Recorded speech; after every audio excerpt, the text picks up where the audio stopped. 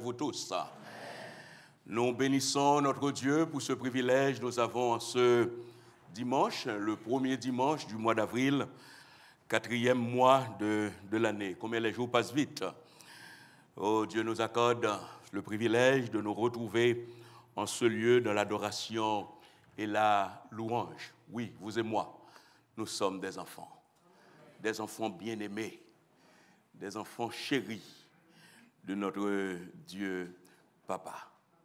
Nous prions pour la prédication de ce matin. Notre Dieu, notre Père, nous voulons te donner gloire, la louange que tu mérites en tout temps. Nous voulons te bénir pour ce que tu es. Nous voulons te bénir pour ce que tu fais. Tu es grand, tu es merveilleux. Mais notre éternelle question, notre éternelle interrogation, comment un Dieu si grand a pu penser à nous? Comment un Dieu si saint a pu penser à nous, a pu décider de naître pour nous et de vivre en nous? Chose que nous avons du mal à comprendre. Mais Seigneur, le peu que nous réalisons par la présence de ton Esprit Saint dans notre vie, nous voulons te donner gloire et honneur.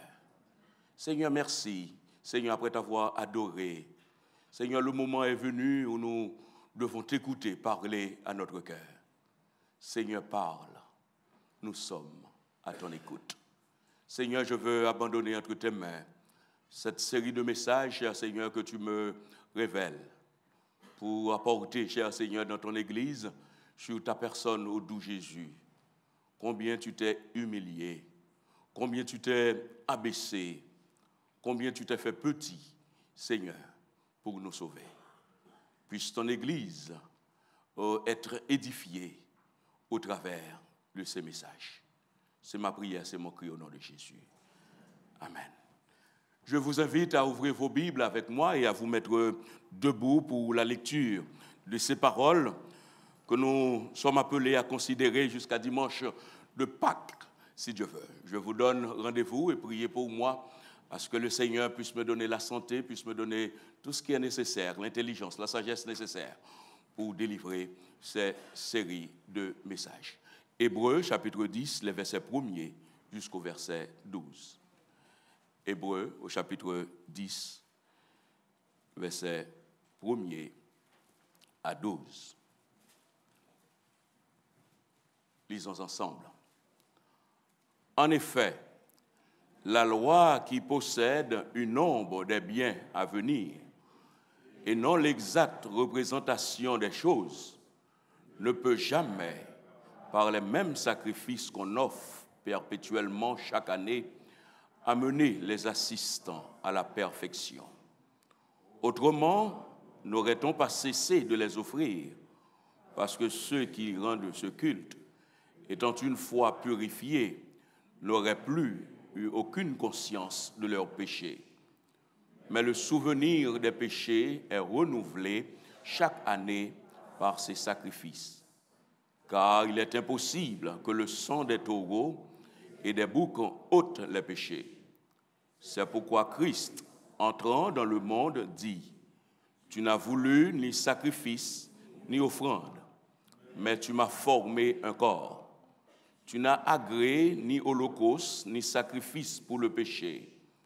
Alors j'ai dit : Voici, je viens. Dans le rouleau du livre, il est question de moi, pour faire, ô Dieu, ta volonté.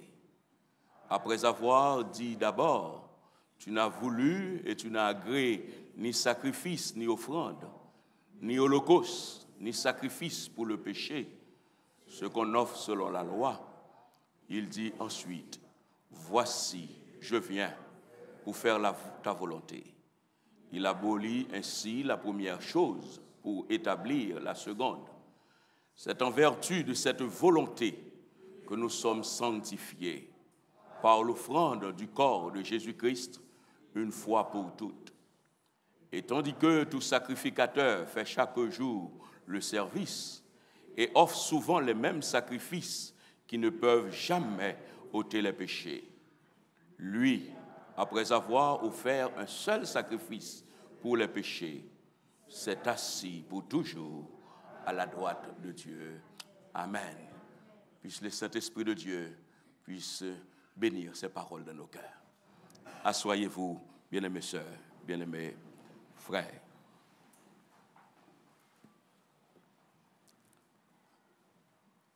Le thème de cette série de messages, c'est Jésus-Christ, la volonté parfaite du Dieu le Père, du Dieu Père.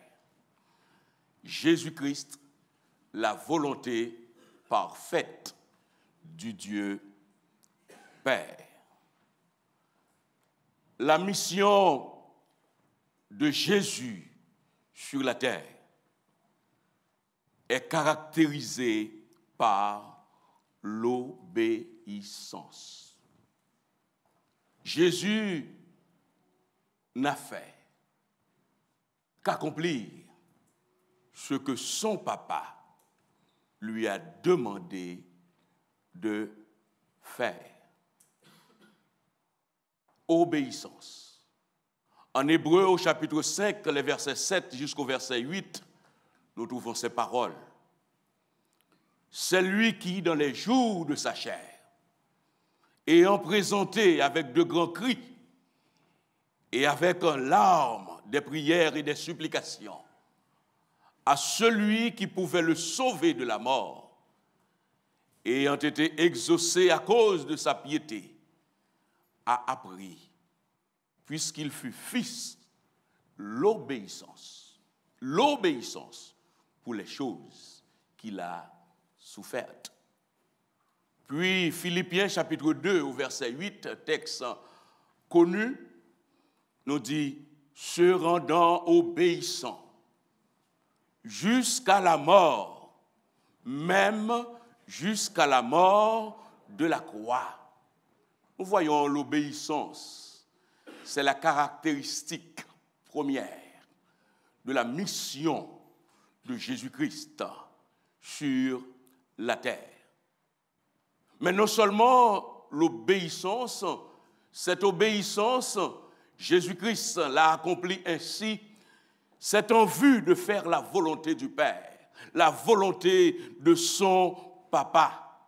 D'où les versets 5 au verset 6 qui nous dit, c'est pourquoi Christ, entrant dans le monde, dit, tu n'as voulu ni sacrifice, ni offrande, mais tu m'as formé un corps. Tu n'as agréé ni holocauste, ni sacrifice pour le péché.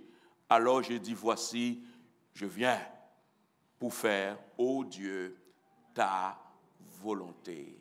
La volonté du Père, rien que la volonté du Père. Voulant faire la volonté de son Père, nous voyons la venue de Jésus-Christ. Oh, faites chair, Dieu, faites chair, a sonné le glas en entrant dans le monde. Et ce texte que nous trouvons en Hébreu chapitre 10 que nous venons de lire est tiré de cette vérité du psaume 40, verset 7 au verset 8, où nous trouvons les mêmes paroles. Tu ne désires ni sacrifice, ni offrande. Tu m'as ouvert les oreilles, un thème nous allons revenir pendant cette série de messages. Tu m'as ouvert les oreilles. Tu ne demandes ni holocauste, ni victime expiatoire. Alors je dis, voici, je viens avec le rouleau du livre écrit pour moi. L'auteur de l'Épître aux Hébreux a trouvé bon de reprendre ces paroles qui ne concernaient pas la personne de David lui-même, mais bien la personne de Jésus-Christ qui devait venir. Jésus-Christ, la volonté parfaite du Dieu Père. Alors, que signifie volonté? La définition de ce mot. La volonté dans le dictionnaire nous dit c'est la faculté de déterminer librement ses actes et de les accomplir. La faculté qu'a un homme, qu'a une personne, de déterminer librement ses actes et de les accomplir. Aussi, bien-aimés sœurs et frères, dois-je vous rappeler que notre Créateur, Dieu, notre Créateur, nous a créés avec ces trois facultés. Tout homme est habité par ces trois facultés. Lesquelles? La volonté, la sensibilité, l'intelligence. Quand nous disons que l'homme est créé, l'homme est fait à l'image de Dieu, c'est-à-dire que l'homme est créé, l'homme est fait avec la volonté, avec l'intelligence et aussi la sensibilité. Et si Jésus-Christ dit, il est venu pour accomplir la volonté de son Père, on est en droit de poser la question, où est passée la volonté de Jésus? Nous pouvons comprendre, bien-aimés sœurs et frères, Jésus-Christ a mis sa volonté entre parenthèses, a mis sa volonté de côté, et cela librement de son propre gré, dans une parfaite obéissance. Il a mis sa volonté de côté pour accomplir celle de son Papa, pour accomplir celle de Dieu. Et nous voyons faire la volonté de son Papa. Comme je vous dis, c'est une série de messages, je suis dans l'introduction avec vous pour toute la suite. Tel a été le refrain de Jésus. Tel a été des répétitions dans la bouche de notre Seigneur et Sauveur Jésus-Christ. Ces refrains, je suis venu pour faire la volonté de mon Père. Jean chapitre 4, au verset 34, nous trouvons Jésus lui-même a dit, ma nourriture est de faire la volonté de celui qui m'a envoyé et d'accomplir son œuvre. Vous trouvez là la définition de la volonté. Jésus-Christ est venu pour faire la volonté de son Père, de celui qui l'a envoyé et d'accomplir l'œuvre du Père. Puis en Jean chapitre 6 au verset 38, Jésus lui-même nous dit, car je suis descendu du ciel pour faire non ma volonté, mais la volonté de celui qui m'a envoyé. Jésus s'est laissé imprégné par cela. Imprégné pour accomplir, pour réaliser la volonté, rien que la volonté de son Papa. Et cela est si vrai, alors que les disciples demandaient à Jésus comment prier. Nous voyons Jésus leur a appris. La troisième demande que Jésus a adressée à ses disciples, que les disciples, quand ils prient, ils devaient adresser, la requête qu'ils devaient adresser au Père, c'était tout simplement que ta volonté soit faite sur la terre comme au ciel. Voilà la prière de Jésus. C'est le fond de son être. C'était son désir que la volonté de Dieu se fasse dans le ciel comme sur la terre. Sachez, Jésus, avant de naître sur la terre, avant d'être incarné, Dieu, avant d'être incarné, il était dans le ciel.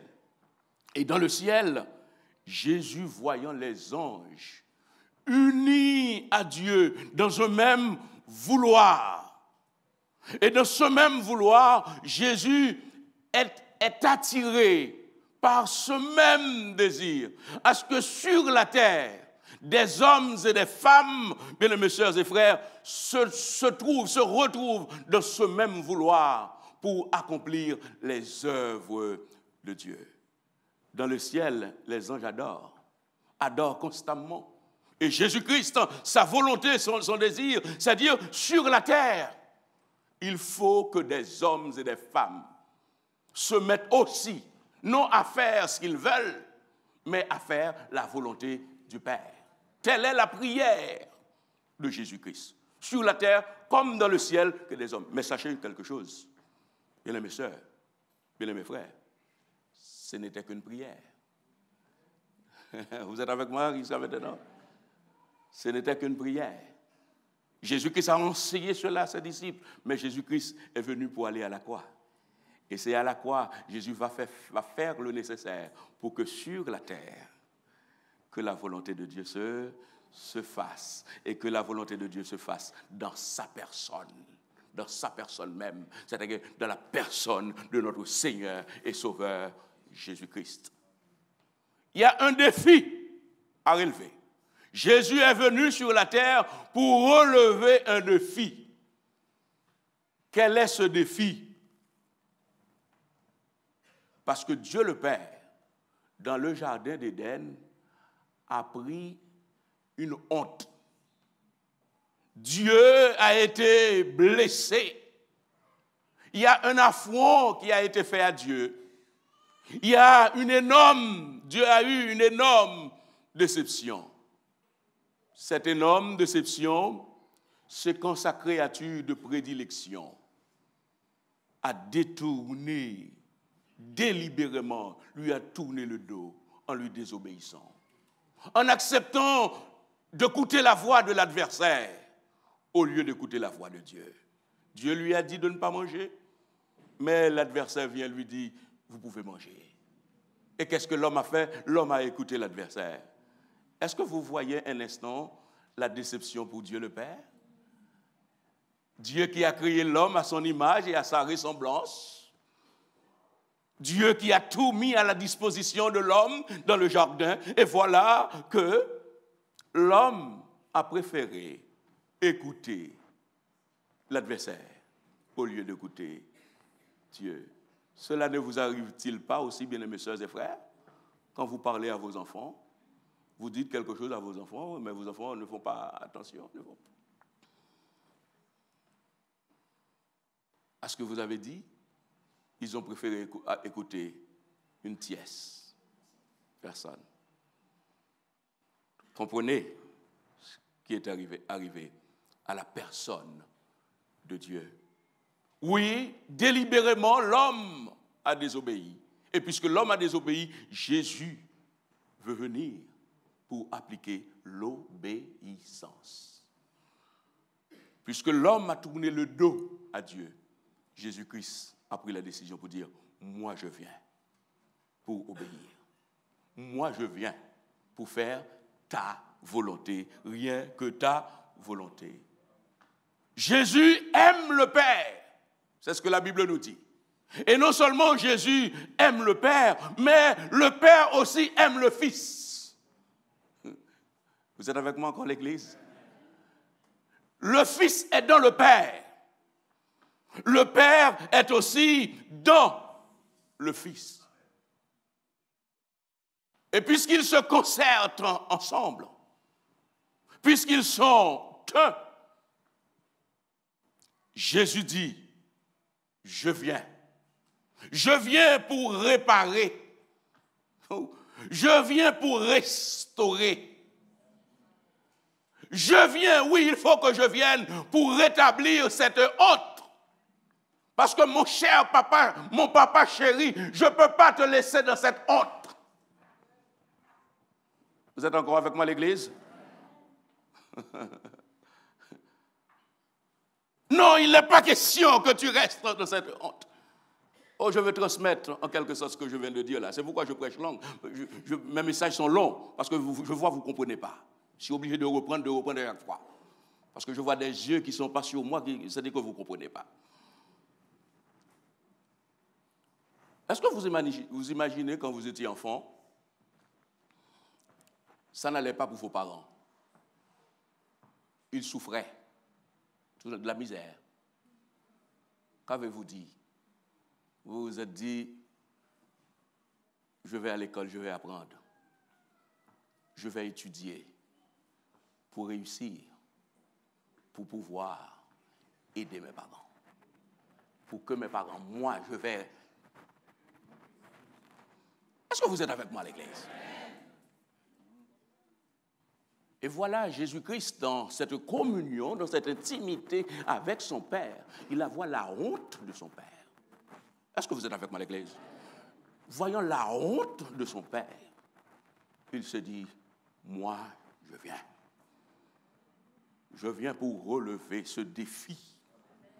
Est-ce que vous êtes avec moi à l'Église?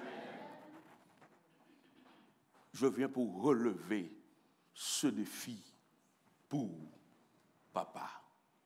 Et vous comprenez les versets 5, verset 8 au verset 9. Voici, je viens pour faire ta volonté, rien que ta volonté, pour rehausser le Père. Et vous savez très bien, bien-aimés sœurs et frères, Dieu qui est-il? La Bible nous dit, Dieu est amour. Vous êtes avec moi à l'église? Quelqu'un qui aime automatiquement, il est jaloux. Oh, les maris ne m'écoutent pas ce matin, hein? Si on aime quelqu'un, quand on aime, automatiquement, on est jaloux. Si vous avez votre mari ne dit pas « je ne suis pas jaloux », il ne vous aime pas. Si votre femme dit « moi je ne suis pas jalouse », non, elle ne vous aime pas. Parce que là où est l'amour, il y a de la jalousie. Ce n'est pas une jalousie maladive, mais il y a de la jalousie. Et ce n'est pas moi qui le dis, la Bible nous dit Dieu c'est un Dieu jaloux. Pourquoi c'est un Dieu jaloux? Parce que c'est un Dieu qui aime. Si vous voyez, vous êtes à proximité de quelqu'un, la personne vous oublie comme si vous faites ce que vous voulez, vous sortez quand vous voulez, vous rentrez comme vous voulez. Vous approchez de qui vous voulez. La personne n'a pas besoin de vous. Mais si vous avez quelqu'un pour qui vous avez de la valeur, il ne va pas accepter que vous abordiez n'importe qui, que vous soyez avec n'importe qui. Et Dieu, c'est un Dieu jaloux parce que Dieu est à Dieu, c'est un Dieu plein d'amour. Et dans son amour, Dieu est touché dans son amour profond. Et Jésus-Christ est venu pour relever ce défi. Pour dire, ça ne peut pas rester comme ça. Mon Dieu, mon papa, mon cher papa, doit être honoré. Mon cher papa ne doit pas rester dans cette honte subie par sa créature.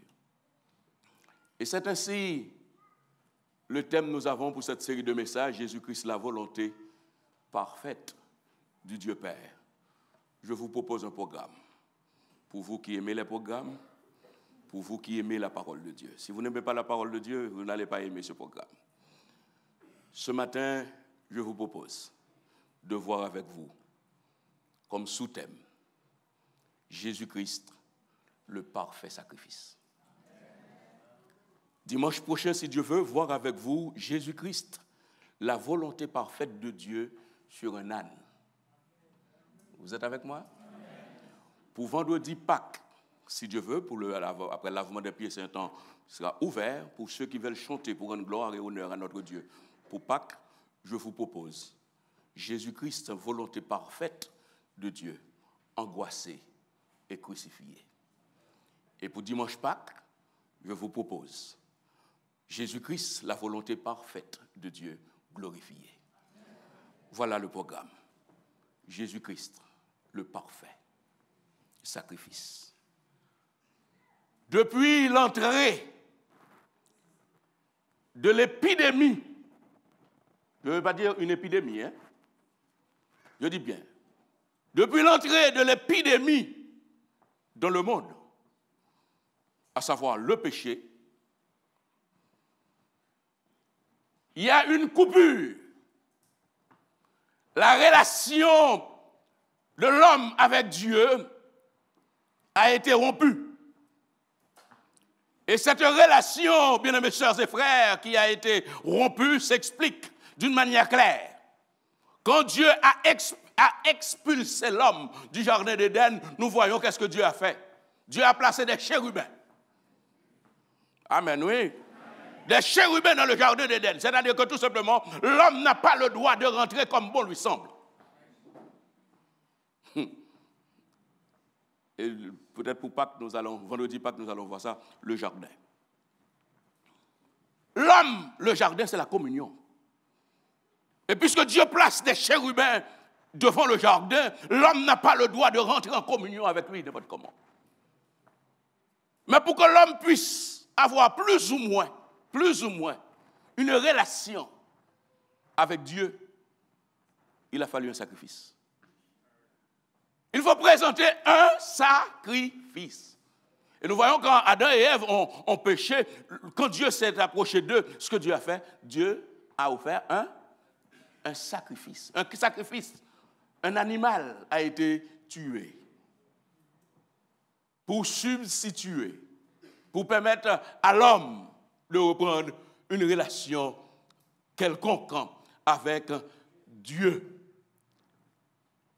Et tout le long des temps, c'est comme ça. Nous voyons Dieu, avec le temps, a institué ce qu'on appelle les sacrifices. Mais bien-aimés sœurs, bien-aimés frères, combien c'était lourd les sacrifices? Vous imaginez, peut-être vous qui n'êtes jamais allé en Israël, vous imaginez quelqu'un qui vient de Beersheba pour aller jusqu'à Jérusalem pour offrir des sacrifices? Vous imaginez le parcours? Vous imaginez les moutons, qu'il fallait acheter des moutons du sud pour arriver jusqu'à Jérusalem? Est-ce que vous imaginez, bien-aimés sœurs, un instant, non seulement les acheter, mais aussi aller dans le temple avec? Et vous voyez le poids qu'il y avait pour ceux qui n'avaient pas le moyen, qui ne pouvaient pas acheter un taureau, qui ne pouvaient pas acheter des béliers, des boucs ou autres. Qu'est-ce qu'ils pouvaient acheter? Ils pouvaient acheter des tourterelles. Et vous voyez, bien-aimés sœurs et frères, arriver dans le temple, ceux qui avaient le gros bouc, avec les gros taureaux, et ceux qui étaient à côté avec une tourterelle. Parce que tout simplement, nous voyons la famille de Jésus, c'était des familles pauvres. Et c'est pourquoi quand la circoncision de Jésus, nous voyons Marie et Joseph qu'on présentait avec des tourterelles. Ils ne pouvaient pas présenter avec des boucs. C'était les pauvres. Et seulement la démarcation était faite entre les pauvres et les riches. Et vous voyez le poids, bien-aimés sœurs et frères, que cela imposait.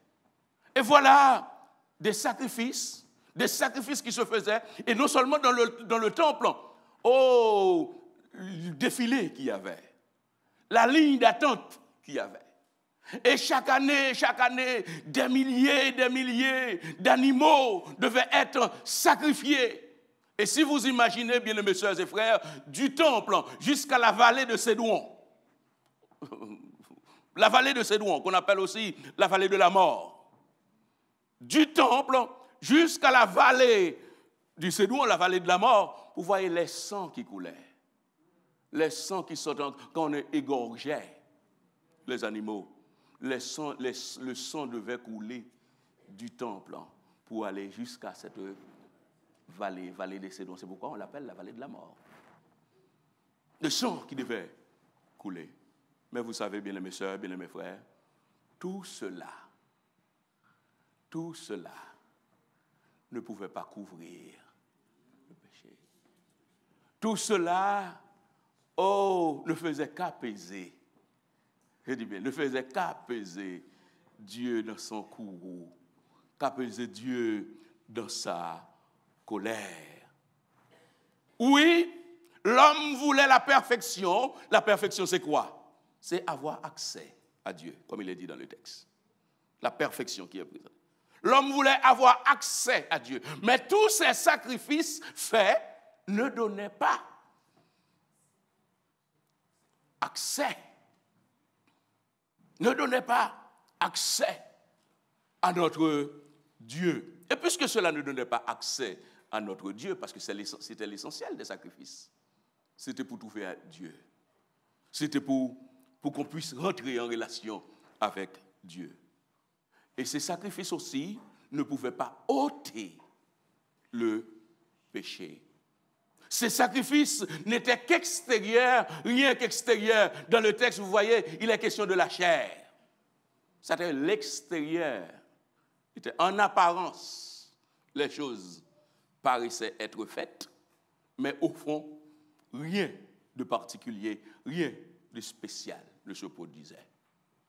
Mais le Saint-Esprit a trouvé bon de nous révéler quelque chose. Chapitre 10, au verset 1er. Le Saint-Esprit nous dit, tout cela, c'était l'ombre des choses. Je vais faire court, mais l'heure derrière elle n'est pas bonne là. Ça n'a pas été toujours pas changé alors. Hein? Et c'est celle-là qui est bonne.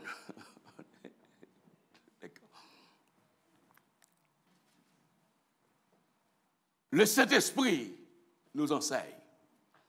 Le Saint-Esprit nous dit, c'était une ombre des choses à venir. Une ombre, c'est une représentation, bien mes sœurs et frères. C'est une représentation, mais sans force. Une ombre ne peut pas ouvrir une porte. Est-ce que vous avez déjà fait l'expérience de voir une ombre ouvrir une porte? Si c'était l'ombre des choses à venir, c'est-à-dire que l'ombre n'avait aucune force. Est-ce que vous êtes avec moi à l'église?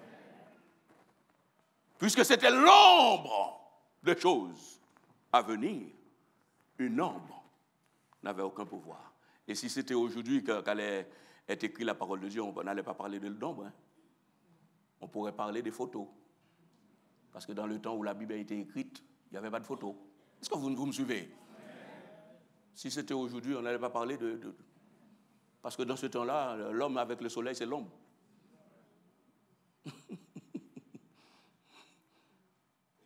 Aujourd'hui, avec la technologie, on ne dirait pas l'ombre. On dirait photo, on dirait image, on dirait autre chose. Mais pourquoi? C'était l'ombre des choses à venir. Mais l'essentiel était en qui? Dans la personne de Jésus-Christ. C'est pourquoi il est dit en Colossiens, chapitre 2, au verset 17, c'est l'ombre des choses à venir, mais le corps est en Christ. C'est Christ le corps. Il faut le corps, il faut une force. Est-ce que vous êtes avec moi à l'église? Il faut une force pour que les sacrifices puissent avoir de l'effet. Et je ne sais pas, sœurs et frères, si vous qui dormez particulièrement, est-ce que vous comprenez quand vous chantez « Gain force dans son Christ ». C'est ce que vous chantez, bien-aimés sœurs et frères. Il n'y a pas de force dans la loi. Il n'y a pas de force dans les autres choses qui ont été faites. Mais la force se trouve dans la personne de Jésus-Christ. Les autres choses n'étaient que d'ombre, rien que d'ombre. Mais la force se trouve dans la personne de Jésus-Christ. Et béni soit-il, parce qu'un beau jour, il a dit, je viens. Je viens. Je viens pour faire la volonté de mon Père. Le but de la loi donnée, c'était de représenter et non de perfectionner. La perfection se trouve en Jésus, rien qu'en Jésus. Mais la mission de la loi, c'était de représenter les choses qui devaient venir, qui étaient appelées à venir. La perfection est en Christ. Une chose, des sacrifices répétés ne changeaient pas les choses, nous dit le Saint-Esprit. Verset 1er, c'est à chapitre 4. Ça ne pouvait pas changer les choses. Est-ce que vous voyez? Je suis là, il y a le soleil, il y a mon ombre. J'appelle frère Nicolas vient. Il vient, il est à côté de moi. Qu'est-ce qu'on va voir? On va voir son ombre. J'appelle frère Osner vient, on voit son ombre. J'appelle Sœur Dieu Messil vient, on voit son ombre. On va accumuler ombre sur ombre, ombre sur ombre, ombre sur ombre. Est-ce que vous comprenez ce que je vous dis là? C'est-à-dire qu'on pouvait multiplier les sacrifices. Est-ce que vous êtes avec moi? On pouvait multiplier sacrifice sur sacrifice. Ça ne pourrait rien changer. On pourrait offrir des animaux parce que les animaux, c'était l'ombre. L'ombre ne peut rien changer. Est-ce que vous êtes avec moi? C'est-à-dire que c'est comme on dit 0 plus 0 égale 0 multiplié par 0 égale 0. C'est ce que le Saint-Esprit nous enseigne là dans le verset 1er jusqu'au verset 4. On pourrait faire que multiplier, additionner des sacrifices, encore des sacrifices. Timari patap monter, timari patap chuter. Ça allait rester tel quel. parce que les sacrifices ne pouvaient rien, absolument rien changer. Et vous qui êtes intelligents, vous qui me suivez, vous allez dire, alors mon cher frère Robert, pourquoi toutes ces choses alors? Oui, toutes ces choses, c'était une manière de refléter la réalité dont elle était l'ombre. Quand on voit l'ombre, on dit derrière il y a quelque chose. Est-ce que vous êtes avec moi? Et ce quelque chose était à venir, et c'est la personne de Jésus-Christ. Suivez-moi, première. Deuxièmement, pourquoi toutes ces choses? C'était une manière de montrer le châtiment du péché. Le châtiment du péché, la Bible nous dit, car le salaire du péché, c'est la mort. C'est ce que Dieu a dit dans le jardin d'Éden. Le jour, tu en mangeras, tu mourras. À force de voir tous ces animaux tués, sacrifiés, les hommes devaient comprendre combien c'est lourd, combien la conséquence du péché est lourde, et comprendre aussi la valeur de Jésus qui s'est donné, de Jésus qui s'est sacrifié. Le sacrifice renouvelé est le signe d'assujettissement. Et d'autre part, pour faire comprendre, on n'est jamais sorti d'affaire. On n'est jamais sorti d'affaire. Je vais illustrer cela aussi pour vous. Excusez-moi, c'est le pasteur qui parle. Vous qui faites l'attention, ou bien vous qui faites du sucre, qu'est-ce qui se passe? Vous avez votre médecin traitant. On vous donne cette thérapie, on vous donne des médicaments. Et qu'est-ce que c'est? Tout le matin, vous prenez les médicaments de tension comme moi. Je suis là-dedans aussi. Hein. Ça fait je ne sais pas depuis combien de temps. J'avais même pas 40 ans. J'étais avec les médicaments de tension. Et jusqu'à aujourd'hui. Hein. Qu'est-ce que ça me dit? Le fait de renouveler les sacrifices tout le temps. Je prends l'illustration avec les médicaments. Quand vous prenez les médicaments, chez vous, c'est presque une pharmacie. Et à chaque fois, vous prenez les médicaments, mais vous n'êtes pas guéri d'eux. Seulement le fait que de reprendre chaque jour, ça vous dit tout simplement que vous êtes encore. Est-ce que vous me suivez? Vous voyez les sacrifices répétés, ça veut dire tout simplement à l'homme, vous êtes toujours dans vos péchés.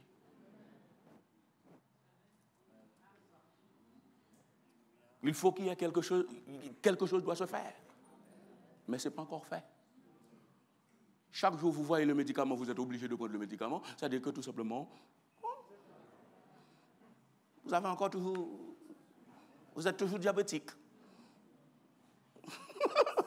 Vous avez toujours des problèmes, les problèmes sont là. Et puisque les problèmes sont là, faites attention. Est-ce que vous êtes avec moi à l'église?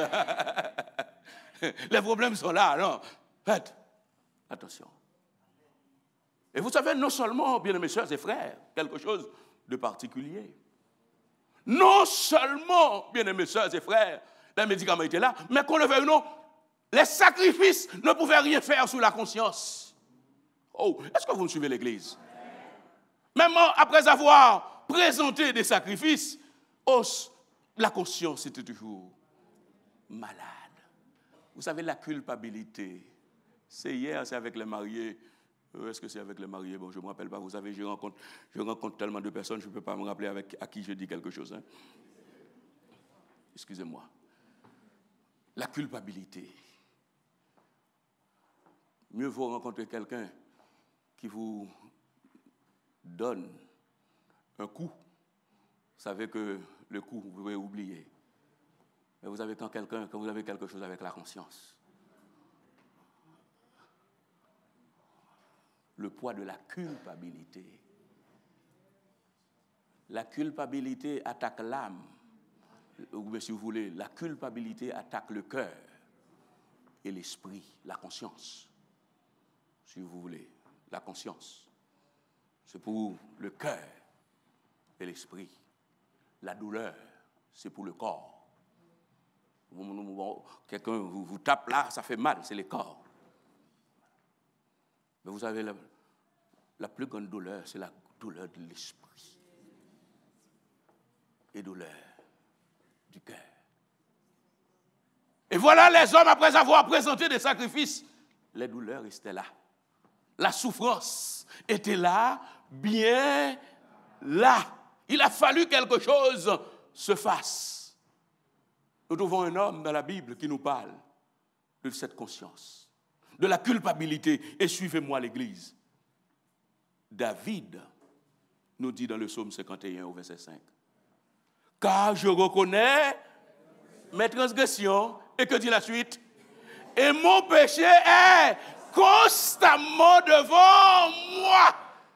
C'est vrai, David a beau présenter des sacrifices, mais qu'on le veuille ou non, sa conscience lui travaillait. Sa conscience lui disait, parce que ses péchés étaient constamment devant lui, les sacrifices ne pouvaient pas enlever le péché. Est-ce que vous êtes avec moi à l'église? Ne pouvaient pas enlever le péché. Mais une chose, mesdames et sœurs et frères, notre Seigneur Jésus-Christ qui a dit, voici je viens. Et nous qui croyons en Jésus-Christ, qu'est-ce qui se passe? Romains chapitre 8 au verset 1er, que nos bien-aimés ont chanté pour nous ce matin. Il n'y a maintenant aucune condamnation pour ceux qui sont en Jésus. Vous savez, les sacrifices d'autrefois ne pouvaient rien faire. Mais il a fallu le sacrifice de Jésus-Christ. Et par le sacrifice de Jésus, maintenant, nous qui sommes en Christ, il n'y a pas de condamnation. Et ce n'est pas tout, bien mes soeurs et frères. L'auteur de l'Épître aux Hébreux nous dit en Hébreux chapitre 9, verset 13 au verset 14. Il dit, car si le sang des taureaux et des boucs et la cendre d'une vache répandue sur ceux qui sont souillés sanctifie et procure la pureté de la chair, combien plus le sang de Christ, qui par un esprit éternel s'est offert lui-même sans tache à Dieu, purifiera-t-il votre conscience des œuvres mortes afin que vous serviez le Dieu vivant. Le sang de Christ non seulement agit d'une manière extérieure, mais agit intérieurement. Et si vous voyez, vous avez péché, vous savez, vous avez demandé pardon à Dieu par le sang de Jésus-Christ, vous continuez à vous culpabiliser, sachez, ça ne vient pas de Dieu, ça vient du diable. Il faut qu'on sache, une fois qu'on a péché, et c'est ce qu'on appelle la foi, il faut qu'on ait la foi pour demander pardon. Quand on demande pardon à Dieu, il faut qu'on sache que le péché est pardonné. Est pardonné parce que le sang de Christ, mon frère Ronald l'a évoqué, le sang de Christ nous purifie de tout péché. Ce n'est pas certains péchés. Quel que soit le péché, le sang de Christ l'efface. Et le mot tombe bien, l'efface et l'efface bien. Rien, bien-aimés sœurs et frères, rien n'a jamais pu satisfaire notre Dieu. D'autant plus ces sacrifices étaient sous la forme. C'était une forme. Pourquoi c'était une forme? Les uns et les autres prenaient cela comme d'habitude. Puisqu'on devait présenter des sacrifices, on offre des sacrifices. Quand je dis cela, il faut tenir compte de l'Église aujourd'hui aussi. Que de fois on vient à l'Église par habitude, on fait les choses par habitude, mais il n'y a rien de changé. Mais les uns et les autres, c'est ce qu'ils faisaient. Ils présentaient des sacrifices, tout simplement, on me demande de présenter des sacrifices, je présente des sacrifices. Et nous trouvons Dieu en Ésaïe au chapitre 1er, au verset 11, qui reprochait les sacrifices. Parce que ces sacrifices, ce que Dieu voulait dans les sacrifices, c'était l'obéissance.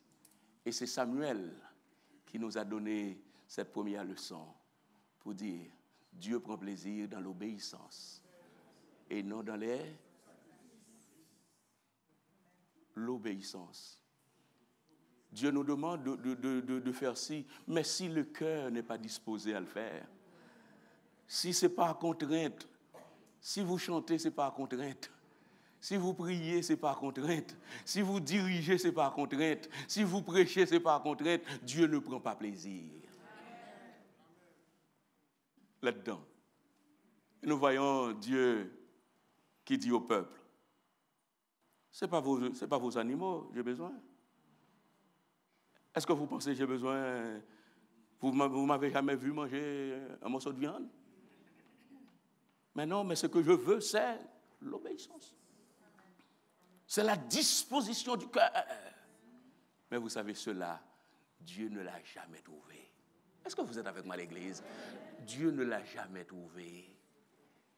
Mais en qui Dieu va trouver le sacrifice parfait, le sacrificateur parfait?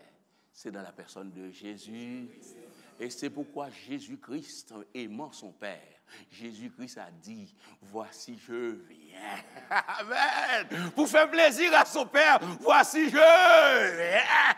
Tout ce que tu as demandé aux uns et aux autres, les uns et les autres n'ont pu jamais le faire. Mais moi, cher papa, amen, oui. Mais moi, cher papa, je vais venir. Je viens pour satisfaire toi. Et rien que toi. Oh, il est venu. Lui, le sacrifice parfait. Il est venu. Et il s'est donné lui-même. L'obéissance de Jésus-Christ est substituée au sacrifice d'antan, bien-aimés sœurs, bien-aimés frères. Jésus dit, voici je viens, puisque tu ne prends point plaisir au sacrifice. C'est ce que nous lisons dans notre texte. C'est ce qui est écrit dans les psaumes, comme en Ésaïe. Nous voyons Dieu veut l'obéissance. Et Jésus-Christ est venu pour obéir. Venir pour obéir. Jésus a accepté d'être esclave. Tu es avec moi, Sœur Dieu-Messil? Sœur Dieu-Messil ne dort pas, non, mais... Voilà. Jésus-Christ a accepté d'être esclave. Vous savez que de fois, vous et moi, nous n'aimons pas qu'on dise qu'on soit esclave. Et en préparant cette série de messages, je me suis réfléchi à un mot qu'on trouve, même pour dire que la femme soit soumise à vos maris. Maintenant, la théologie passe tellement de tours. Et peut-être pour pas que je vais venir là-dessus. On veut détourner la parole de Dieu pour plaire aux hommes. Au lieu de prendre la parole de Dieu dans sa véracité. Les uns et les autres, personne n'accepte de soumettre. Mais vous savez une chose, mais avec l'esprit de la parole de Dieu, Jésus-Christ a soumis. Si Jésus-Christ a accepté la soumission, ce n'est pas à vous et à moi. Pour détourner les choses, on dit, ah non, c'est parce qu'il a voulu dire. Mais la soumission est chrétienne. La soumission est évangélique. La soumission est biblique.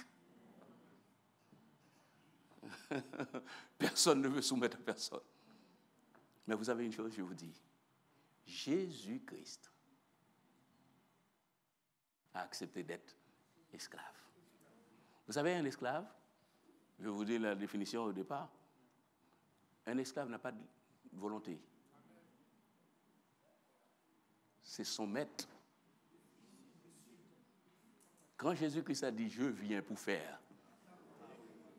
c'est-à-dire qu'il est esclave.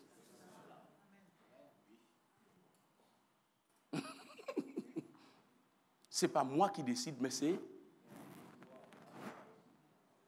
Et je vais, avec la parole de Dieu, je vais vous faire comprendre cette vérité ô combien tangible, ô combien palpable.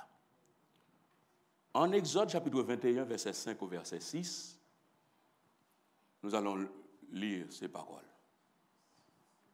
Il est dans l'ordre, vous voyez, de la parole de Dieu. La parole de Dieu reconnaissait ce qu'on appelle un esclave. Hein? Nous pouvons lire le texte ensemble. Si l'esclave dit « j'aime mon maître, ma femme et mes enfants, je ne veux pas sortir libre, alors son maître le conduira devant Dieu et le fera approcher de la porte ou du poteau, et son maître lui percera l'oreille avec un poinçon, et l'esclave sera pour toujours à son service. Vous me suivez, l'Église? Vous suivez la parole de Dieu? Un esclave, il a travaillé. Après avoir travaillé, il peut acquérir sa liberté. Mais il a décidé de son propre gré de dire, je veux rester avec mon maître. Que fait le maître? Le maître doit l'emmener devant Dieu. Et l'emmener devant Dieu, il doit lui percer. Pour dire désormais et pour jamais, il appartient à son. Est-ce que vous comprenez plus ou moins ce que nous avons lu tout à l'heure dans le psaume 40? Ésaïe chapitre 50, verset 5 au verset 7. Lisons. Le Seigneur, l'Éternel, m'a ouvert l'oreille. Et je n'ai point résisté. Je ne me suis point retiré en arrière. J'ai livré mon dos à ceux qui me frappaient et mes joues à ceux qui m'arrachaient la barbe. Je n'ai pas dérobé mon visage aux ignominies et aux crachats. Mais le Seigneur, l'Éternel, m'a secouru. C'est pourquoi je n'ai point été déshonoré. C'est pourquoi j'ai rendu mon visage semblable à un caillou, sachant que je ne serai point confondu. Le Seigneur, l'Éternel, m'a ouvert l'oreille. C'est-à-dire que Jésus-Christ, c'est un texte messianique. C'est-à-dire que Jésus-Christ a accepté que le Père lui pèse les oreilles. Est-ce que vous êtes avec moi? Jésus-Christ a accepté d'être esclave. Et cette vérité est confirmée dans Philippiens au chapitre 2, ce texte que vous aimez, que nous aimons au combien de cette église, au verset 7. Philippiens 2, 7. Mais il s'est dépouillé lui-même en prenant quoi? Une forme de serviteur. Vous savez, le mot qui traduit en grec, c'est le mot doulos. C'est le mot esclave. Mais en prenant une forme d'esclave, en devenant semblable aux hommes. Et regardez, suivons bien aimé la suite. Et ayant paru comme plus bas qu'un homme normal. C'est ce que Ésaïe nous dit en Ésaïe chapitre 50. Qui a cru? Il s'est comme une faible plante, comme un rejeton qui sort d'une terre de ses, comme un moins que rien. Et Jésus-Christ, il a dit, je viens. Et puisqu'il a dit, je viens, bien-aimés sœurs, je viens. Oui, il s'est dépouillé entièrement, totalement. Et verset 4 jusqu'au verset 10, nous voyons la pleine, l'entière consécration de Jésus-Christ. Cette entière consécration, Jésus-Christ l'a dit. Alors, j'ai dit, moi, voici, je viens. Dans le rouleau du livre, il est question de moi pour faire, ô Dieu, ta volonté. Qu'est-ce que Jésus veut dire par cela, comme sacrifice parfait? Lui, le sacrifice parfait. Il dit tout ce qui a été écrit. Est-ce que vous me suivez? Tout ce qui a été écrit dans les psaumes, tout ce que Ésaïe a écrit pour les sacrifices et autres, c'était moi. Ça concernait moi. Et voilà, je suis venu tout simplement pour faire ta volonté, ô Dieu. Et puisque la volonté est faite, bien-aimés sœurs, bien-aimés frères, Jésus-Christ voulait dire, je viens moi-même en mettant des victimes. Oh, non, en mettant des victimes à ma place. Non, je viens moi, je donne ma vie entièrement, totalement sans réserve. Abraham, à un moment donné, Dieu l'a demandé d'offrir son fils en sacrifice. Arrivé sur le mont Moria, qu'est-ce qui s'est passé? Oh non. Dieu a dit non. il n'est pas question. Isaac n'a pas été sacrifié, mais c'est un animal. Mais Jésus-Christ est arrivé sur le mont du Calvaire. Lui, il est allé jusqu'à la mort. Jusqu'à la mort, notre Seigneur Jésus-Christ, il est allé. Et c'est pourquoi il a dit, moi, maintenant je viens. Il n'est pas question d'animaux. Il n'est pas question de bouc, il n'est pas question de personne d'autre, mais il est question de moi. Moi, je vais jusqu'au bout, pour que ces hommes, pour que des hommes et des femmes puissent avoir la vie éternelle. Et nous pouvons terminer ce message avec ces paroles. Verset 7 jusqu'au verset 10. Nous pouvons les lire ensemble. Alors j'ai dit, voici, je viens. Dans le rouleau du livre, il est question de moi, pour faire, ô Dieu, ta volonté. Après avoir dit d'abord, tu n'as voulu et tu n'as agréé ni sacrifice, ni offrande, ni holocauste, ni sacrifice pour le péché, ce qu'on offre selon la loi.